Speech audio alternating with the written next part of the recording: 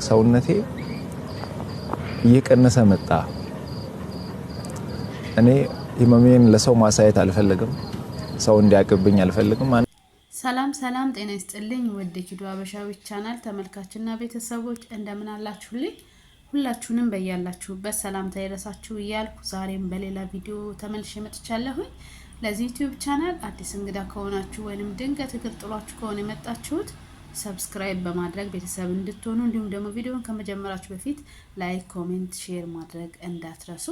እንግዲህ ዛሬ ይዤላችሁ የመጣሁት ቪዲዮ እንዳያችሁት መግቢያ ላይ የማስተር አብነትን መልእክት አዳምጣችሁታል ብዬ አስባለሁኝ። በጣም አስደንጋጭ መልእክት ነው።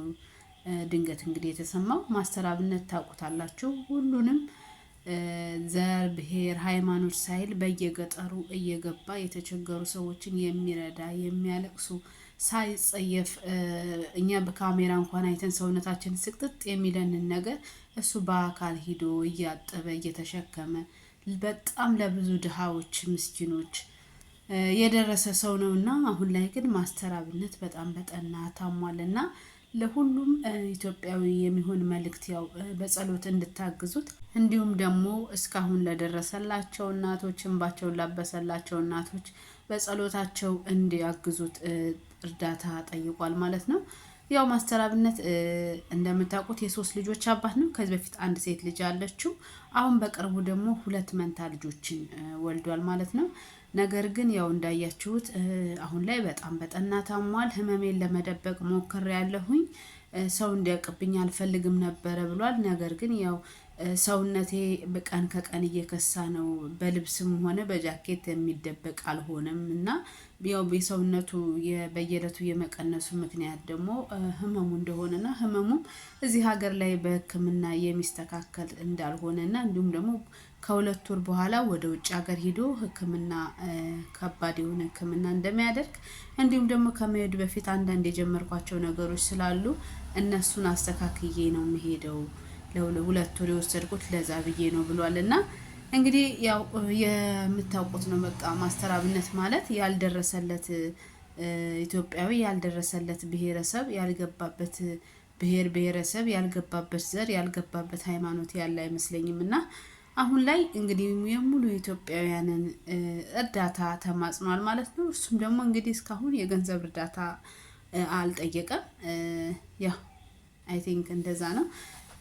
ግን ያው ህዝቡ ደግሞ በሁሉም ነገር ከጎኑ መቆም እንዳለበት ነው የሚሰማኝ። ምክንያቱም እንደ ማስተር አብነት አይነት ሰዎችን በጣም ጥቂት ሰዎች ናቸው ማለት አሁን ላይ እንደምታውቁት እርዳታ ለካሜራ፣ ለቪው፣ ለስም ነው እንጂ ሰው ከልቡ የሆነ እርዳታ አያደርግም። እነሱ ግን ማስተር አብነት፣ መልእክተኛው፣ መቅዶኒያ የመሳሰሉ እነ ቢኒያም በለጠ ማለት ነው የመሳሰሉ ሰዎች ከልባቸው በቃ የእውነት ሰውን የሚረዱ ናቸውና እነዚህ ሰዎች ደግሞ እንደዚህ ሲታመሙ በተለያየ ችግር ሲያጋጥማቸው እኛ ከጎናቸው በመቆም አለንላችሁ፣ የድካማችሁ ውጤት ይሄ ነው፣ እስከዛሬ የለፋችሁለት ውጤታችሁ ይሄ ነው ብለን ከጎናቸው በገንዘብም በስነ ልቦናም በተለያየ ነገር እንግዲህ በሚያስፈልገው ነገር በሙሉ ከጎናቸው በመቆም የደከሙለት ነገር ፍሬ እንዳፈራ ማሳየት ደግሞ የኛ ኃላፊነት ነው ብዬ አስባለሁኝ።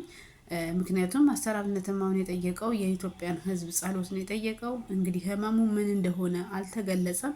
ነገር ግን ከበድ ያለ ህመም ውጭ ሀገር ሂዶ ሕክምና ማድረግ ያለበት ህመም እንዳጋጠመው እንዲሁም ደግሞ ህመሙ የቆየም እንደሆነ ያው እሱ ሕክምና አላደረገም። ያው እንግዲህ ውጭ ሀገር ሄዶ ሕክምና አላደረገም፣ ሀገር ውስጥ አድርጎ ሊሆን ይችላል። ነገር ግን ያው ለሰዎች ማሳወቅ አልፈልግም ነበረ ብሏል። ነገር ግን ራሱ ህመሙ ያው ሰውነቱን እለት ከእለት እየቀነሰ እንደሆነ አሁን መደበቅ የማይችልበት ሁኔታ ላይ እንደደረሰ ነው እንግዲህ የተናገረው።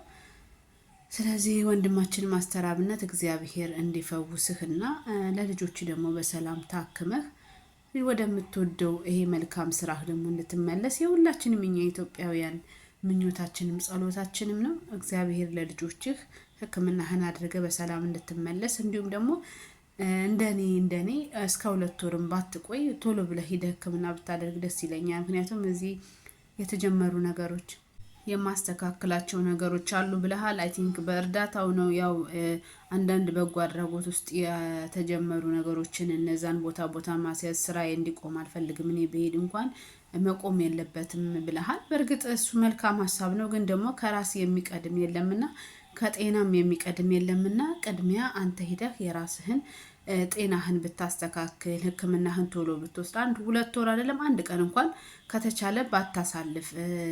ምክንያቱም ያው የቆየ እንደሆነ ህመምህ ተናግረሃል። ስለዚህ ቶሎ ብለህ ሕክምናህን አድርገህ ከዛ በኋላ ደግሞ ተሽሎህ እግዚአብሔር እንግዲህ ምንም የሚሳነው ነገር የለም። እስከዛሬ የረዳሃቸው እስከዛሬ እንባቸውን የጠረክላቸው እስከዛሬ አብረሃቸው ያለቀስካቸው እነዛ ሰዎች እንባ ደግሞ እግዚአብሔር ጥሎ እንደማይጥልህ እርግጠኛ ነኝ። በደንብ ተሽሎህ በጤና ተመልሰህ በድጋሚ ደግሞ እግዚአብሔርን እያመሰገንክ ወደ መልካም ስራህ እንደምትመለስ በሙሉ ልብ እኔ እርግጠኛ ነኝ። ነገር ግን ጊዜ ባትሰጠው ሌላውን ነገር ተወት አድርገህ ቅድሚያ ለጤናህና ለራስ ጊዜ ብሰጥ ባይ ነኝ። ያው እንደ ሰው እንደሚሳሳለት፣ ምክንያቱም እኔ በጣም ነው መሳሳላቸው እውነት ለመናገር ማስተር አብነት መልእክተኛው ብዙ ጊዜ እላለሁኝ፣ ዘካሪያስ ኪሮስ፣ ቢኒያም በለጠ ለነፍሳቸው የሚሰሩ ሰዎች ናቸውና እንደነዚህ አይነት ሰዎችን ደግሞ እግዚአብሔር እንዳያሳጣን በቃ ጤናቸውን መድኃኒዓለም እንዲሰጣቸው ደስተኛ ህይወት እንዲኖር ሁሌም ከምመኝላቸው ሰዎች ናቸውና እግዚአብሔር እንግዲህ ጤናህን ይመልስልህ እና ቅድሚያ ለጤና ስጥ ማለት ፈልጋለሁኝ። ምክንያቱም ከጤና የሚበልጥ ምንም ነገር የለም፣ ከራስ የሚበልጥ ምንም ነገር የለም። ሰውንም መርዳት የሚቻለው ለሌሎችም ህይወት ደግሞ መድረስ የሚቻለው የሌሎችን እንባ መጥረግ የሚቻለው የራስን ነገር ሲስተካከል ጤነኛ ስትሆኑ ነው። ጤነኛ ካልሆናችሁ ለራሳችሁ መቆም ካልቻላችሁ ለሰዎች መቆም አትችሉም። ቅድሚያ ለራስ የሚባል ነገር አለና ሌላውን ነገር ቀስ ብለህ ትደርስበታለህ ስለሌላው ጉዳይ። አንተ ግን መጀመሪያ ቅድሚያ ለራስህ ስጥ። ምክንያቱም በአንተ መካከል ልጆች አሉ፣ 3 ልጆች አሉ። 3 ልጆች የያዘች ደግሞ ሚስት አለች እና ስለዚህ ለነሱ ስትል ቅድሚያ ለራስህ ስጥ ማለት ፈልጋለሁኝ። እንዲሁም ደግሞ እግዚአብሔር ምሮህ ደግሞ ጸሎትህን ተሰምቶ የእናቶችም ጸሎት በቃ እስካሁን የደረስክላቸው ሰዎች ጸሎት ተሰምቶ በሰላም ተሽሎ ተመልሰ በድጋሚ በዚህ ስራህ ደግሞ የበለጠ እጥፍ ድርብ አድርገህ እንደምትሰራና ለሌሎች ብዙ ለተጎዱ ለሚያለቅሱ ድምጽ ላጡ ወደ የገጠሩ በብዛት አንተ የምታረገውና የበለጠ ደግሞ ሰርተህ እንደዚህ የበለጠ ለሰዎች ደርሰህ የምናይህ እንደሚሆን እርግጠኛ ነኝ። ያው ለልጆች እግዚአብሔር ልጆችን ያሳድግልህ። ለልጆች ሲል ደግሞ እግዚአብሔር በሰላም ሕክምናህን ጨርሰህ ወደ ሀገርህ ያብቃህ ማለት ፈልጋለሁኝ። እንዲሁም ደግሞ ሙሉ ኢትዮጵያውያን ጸሎት አድርጉለት። የሁላችሁንም ጸሎት ነው የጠየቀው። ሁላችሁም ጸሎት አድርጉለት እግዚአብሔር በሰላም ታክሞ እንዲመጣ ማለት ነው። ከ2 ወር በኋላ ወደ ውጭ ሲሄድ ያው በሰላም ጨርሶ ሕክምናው እንዲመጣ ሁላችንም ጸሎት ያስፈልገዋል። እግዚአብሔር ይማረክ።